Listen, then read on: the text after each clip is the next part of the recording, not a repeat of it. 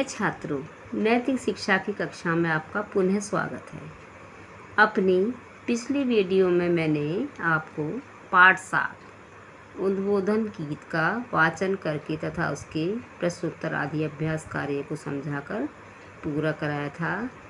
आज की कक्षा में हम पाठ 8 का अध्ययन करेंगे, जिसका शीर्षक है सत्संग का महत्व। तो पाठ को शुरू करने से पहले मैं आपको बताना चाहती हूँ कि इस पाठ के प्रश्नोत्तर का PDF लिंक वीडियो के डिस्क्रिप्शन में मिल जाएगा।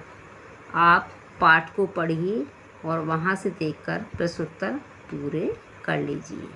सज्जनों के साथ संग अर्थात मेलजोल करना, उनके पास बैठना, उनका उपदेश सुनना और उनसे बातें करना सत्संग कहलाता है। अर्थात सत्संग का अर्थ होता है सज्जन लोगों का साथ। धर्म ग्रंथों में तथा कवियों की वाणियों में सत्संग की महिमा का बार बार वर्णन हुआ है।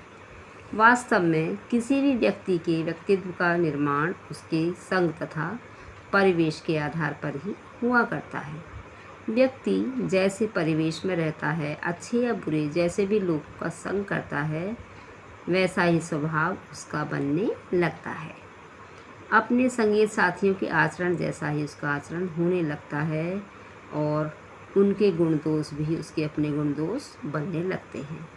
यही कारण है कि धर्मशास्त्र तथा महापुरुष सत्संग अर्थात सज्जन लोगों की संगति पर बल देते हैं और कुसंगति अर्थात बुरी संगति से दूर रहने के लिए कहते हैं। उनकी स्पष्ट चेतावनी है कि नीच लोगों की संगति से बुद्धि भी नीच हो जाती है। समानों की संगति बुद्धि को समान बने रहने देती है, जबकि सत्संग उसे विशिष्ट अर्थात विशेष बना देता है। सत्संग बुद्धि को उज्ज्वलता प्रदान करता है। चंदन के पास के दूसरे वृक्ष भी सुगंधित हो जाते हैं।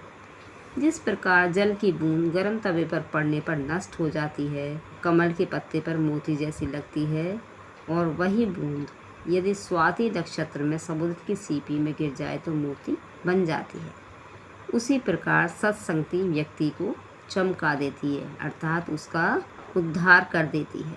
नीच की संगति व्यक्ति को बर्बाद कर देती है। अच्छी संगति से व्यक्ति का अपना व्यक्तित्व निखरता है। महापुरुषों और साधकों की संगति से व्यक्तित्व इतना निखर जाता है कि असली मोती के समान अनमोल रत्न जैसा बन जाता है। सप्त ऋषियों की कुछ देर की संगति ने वाल्मीकि को ऋषि बना दिया था। पारस की संगति तांबे को सोने में बदल देती है। कहने का अर्थ यह है कि लकड़ी के संग लोहा भी पानी में तैर जाता है।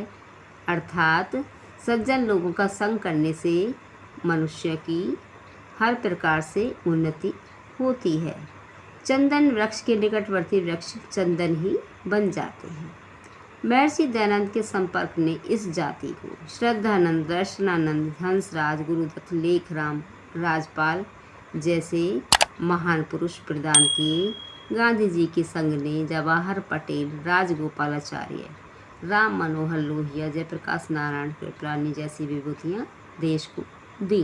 गोस्वामी तुलसीदास ने कहा है, बिन सत्संग विवेक न हुई, अर्थात सत्संग के बिना भले बुरे की पहचान नहीं होती।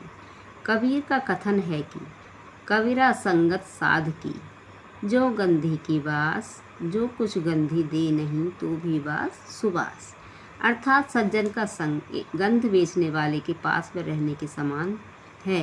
यदि गंधी अर्थात गंध बेचने वाला अपना इत्र, फुलेल आदि कुछ न भी दे, तब भी जब तक वह पास में रहता है वातावरण सुगंधित बना रहता है और पास बैठने वाला सुगंध लेकर ही जाता है। साधु की संगति ही सच्चा वैकुंठवास है। किंतु जहाँ सत्संग व्यक्ति को शिखर पर पहुँचाता है, वहाँ कुसंग अर्थात बुरी संगति उसे ऐसे गड्ढे में धकेल देता है जिससे निकल पाना कठिन होता है।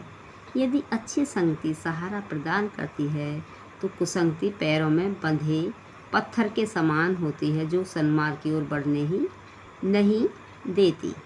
महात्मा बुद्ध के शब्दों ने अंगुलीमाल का, महर्षि दयानंद की वाणी ने अमीचंद का तथा पंडित लेखराम के उपदेश ने मुगला डाकू का जीवन पलट दिया था। सामान्य व्यक्ति बिगड़े हुए व्यक्ति को तो सुधार नहीं पाता, उल्टे उनके संग से स्वयं बिगड़ जाता है। अर्थात बुरे लोगों का प्रभाव अच्छे लोगों पर भी पड़ जाता है। सामान्य व्यक्ति यदि बिगड़ गया तो बिगड़ गया, काले कंबल पर दूसरा रंग नहीं चढ़ता। सत्संग के प्रति रुझान रखते हुए हमें चाहिए कि कुसंग अर्थात बुरी संगति से बचें। हमें अपने समाज को भी ऐसे व्यक्तियों से बचाना चाहिए जिनका संपर्क बुरे संस्कार छोड़ सकता हो। एक बिगड़े हुए सेब का संग सारी टोकरी के सेबों को बिगाड़ डालता है। एक मछली सारे तालाब को गंदा कर डालती है। पंचतंत्र, जो कि एक प्रसिद्ध ग्रंथ है, उसमें बताया गया है कि दुष्ट के साथ न रहना चाहिए और न उसके पास जाना चाहिए। दुष्ट कौवे की शरारत के फलस्वरूप उसके पास में बैठा हुआ परोपकारी हंस तथा साथ में जाता हुआ निरपराध बत्तख मारा गया था। दुष्ट को दिया हुआ उपदेश बंदर और बया के घोंसले की कहानी दोहराया करता है। जिस प्रकार बंदर ने बया के घोंसले को तोड़कर गिरा दिया था। चोर का साथी चोर माना जाता है। कलाली अर्थात शराबी के हाथ में लिया हुआ दूध भी शराब ही समझा जाता है। एक बार पैर कीचड़ में पड़ा तो फिर यह नहीं देखा जाता कि अब पैर कहाँ पड़ेगा। अर्थात कहने का यह अर्थ है कि यदि मनुष्य एक बार पतन की ओर चला जाता है तब उसका निरंतर पतन ही हो जाता है। अर्थात उसके सोचने समझने की शक्ति भी नष्ट हो जाती है। अतः सबके लिए यही उचित है कि सावधान रहें, सुसंग को अर्थात अच्छी संगति को, सज्जनों की संगति को अपनाएं और कुसंग अर्थात बुरी संगति से बचने का पूरा प्रयास करें। अब आप इसके प्रश्न उत्तर को भी पूरा कर लीजिए। अगली वीडियो में पार्ट 9 को समझाएंगे। धन्यवाद।